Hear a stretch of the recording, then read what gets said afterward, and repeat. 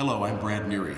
I've been a member of Epiphany Parish for nearly 7 years when my family and I moved to Seattle from Minneapolis in August 2013. Since joining the parish, I've sung in the choir, volunteered with Operation Night Watch, co-chaired the annual appeal, served on the vestry, and continue to meet, via Zoom of course, with the cherished members of my men's group. The reason I offered to shoot this video is that over the past couple of months, I've had the opportunity to connect with many dear friends and fellow parishioners by Zoom, phone, and text. And in addition to comparing our hair length and our weight gain and our retirement portfolio shrinkage, we've compared our Great Timeout notes, sharing how we are staying spiritually fed and connected to Epiphany. Everyone with whom I've connected has taken advantage of the live stream worship service at 8:45 on Sunday mornings. But I've been surprised to learn that several of these folks, dedicated and devout parishioners who pre-COVID rarely missed a Sunday worship service, have struggled a bit to fully connect with online worship. Now, I'm not talking about a Wi-Fi issue here. I'm talking about their difficulty to fully immerse themselves in the beauty and the power of the cyber service. To a person, they've all remarked on how professionally the service is orchestrated, how good and getting better the production values are, how beautifully the 4-person mini choir sings, and how inspired they are by the sermons.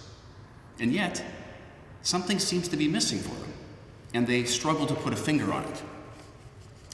So I've been thinking a lot about this, and I've been wondering why the service is working so well for me. And I landed on one word: intentionality. From my very first day as a parishioner, I've been impressed by how intentional we are about everything we do at Epiphany, from sermon preparation to coffee hour. There's no winging it here. I feel what supports me in the live stream service is my intentionality. I'm intentional about how I prepare for the service, intentional about when I log into the service, at least a few minutes before 8:45, intentional about the room of my home in which I experience the service, intentional about the combination of electronics I need to fully engage. And in my case, that means an iPad on which to view the service and my iPhone to access the beautiful bulletin that Diane Carlisle assembles for us each week, often featuring a stunning illumination from the St. John's Bible. And by the way, if your bulletin's too difficult to read on your iPad or phone, you can always print it off ahead of time. Now, whether I'm by myself or with my daughter Moira, I worship in the same place, the cozy living room of our new townhouse right here in Madrona. On one of the Sundays when Moira was with her mother, I experimented by watching the service sprawled out on my super comfortable Casper mattress. Yeah, that was a mistake. A big mistake.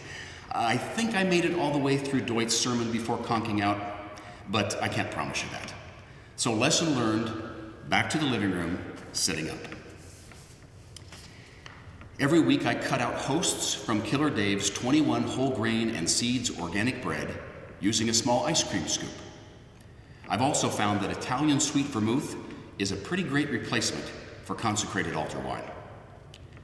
These elements are then placed into pottery vessels that have a deep meaning for me.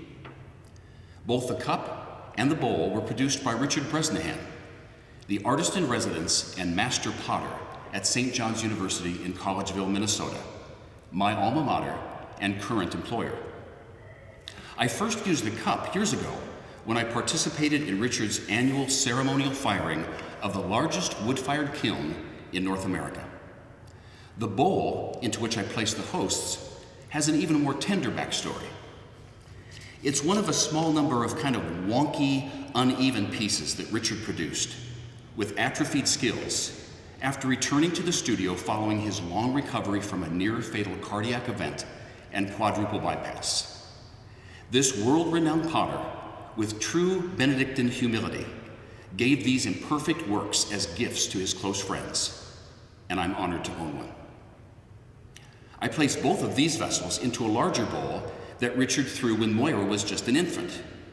Her tiny handprints are pressed into the clay, as are her name, her birth date, and her baptism date. Using these instruments of worship makes the service very personal for me. I light a candle, purchased for me in the Holy Land by a dear friend.